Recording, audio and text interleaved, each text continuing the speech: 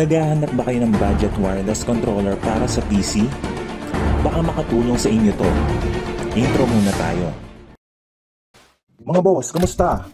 Ako po si Curious Kid. Welcome sa aking munting YouTube channel kung saan pwedeng kapulutan ng kaalaman ang pagiging mausisa. Tara, samahan niyo akong tuklasin ang mga bagay na di pa natin alam o naranasan. Kalat na rin ang video na to at napakalaking bagay sa akin ang pag-subscribe. Simulan na natin. Di natin makakaila na pag best wireless PC controller ang pag-uusapan ay walang maihahalin tulad sa Xbox Elite.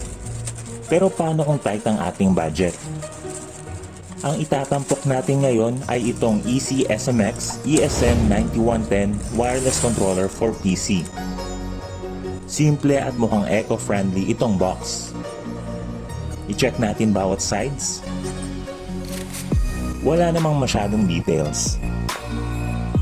Ibukas muna natin itong package.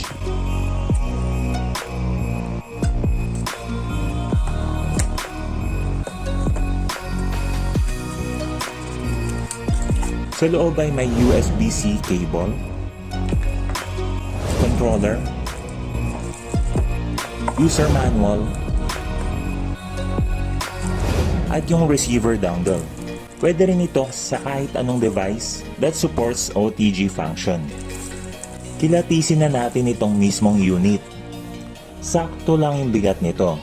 Sleek at sharp yung design niya. Dual tone ang kulay nito dahil sa glossy part at grain finish ng chassis. Ang form factor naman niya ay parang Xbox controller. Ergonomic at komportable hawakan.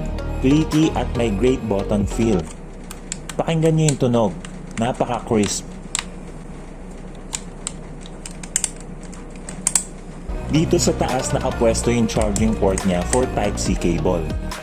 Itong strap dito ay dedicated siguro pang mount sa phone holder. Kagaya ng controller ng Xbox, halos pareho lang naman ang buttons at configuration. 4 na face button, nandito sa taas ang left analog stick at nasa baba ang direction pad. Mayroong start and back button, turbo functionality at mode button that allows you to program inputs. Sa gitna ang home button, sa taas naman ay may left and right bumper at ang left and right trigger.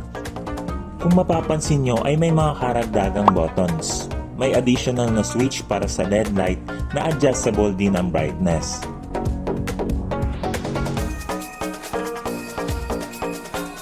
Katabi nito ang button para makontrol ang level ng vibration. Sa likod ay mayroon namang 4 na programmable paddle style buttons na parang sa Elite, pang level up ng ating laro. Sinubukan ko itong dock from Dobby at hindi siya talaga fit, magalaw at hindi stable, kaya naisipan kong i-modify ito. Tinabasan ko ang dock at inalis yung Dobby logo. Para mas personalized ang ating gamepad ay nilagyan ko siya ng rubber thumb grip. Lalagyan din natin siya ng nakita kong handle grip sa Shopee para mas makapit at maging shock absorber kung sakaling mabagsak ang unit. Naka-indicate din dito na antimicrobial ang material nito.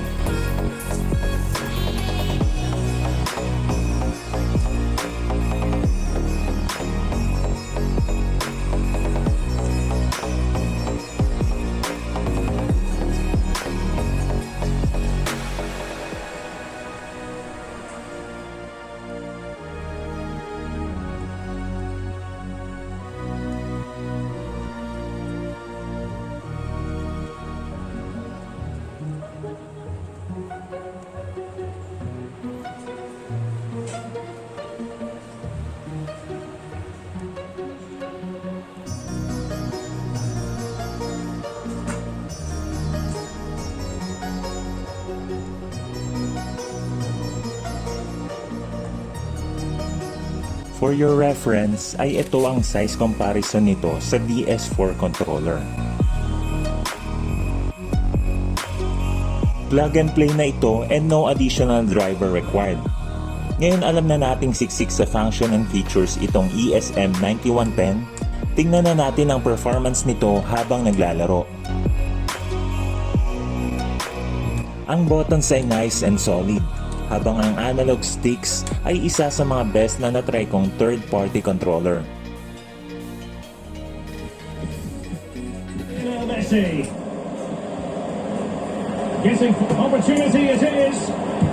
Lionel Messi, and there it is, another goal. Napaka-komportable talaga ang triggers at hindi mo na kailangan bumili ng trigger button extensions.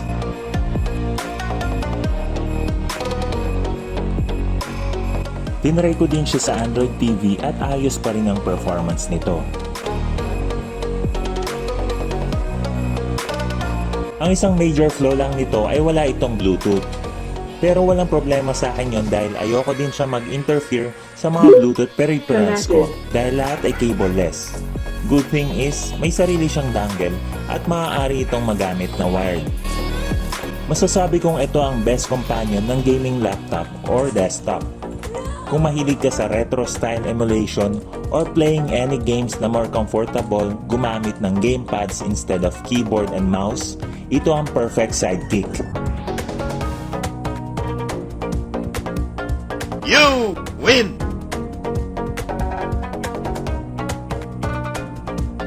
So magkano nga ba ang price nitong ating featured controller?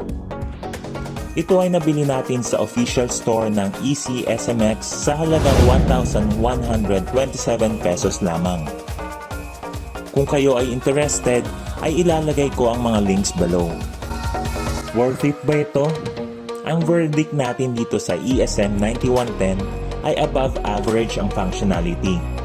Malinis ang design, accurate movements, walang delay, comfortable at affordable. Saludos! At dyan nagtatapos ang ating pagtuklas. Ito muli si Curious Kid na nagpapaalala na lahat ay kayang-kayang gawin sa pagiging malikhain. At kung ikaw ay sisipagin, hanggang sa susunod na pag-uusisa mga bata. Adios!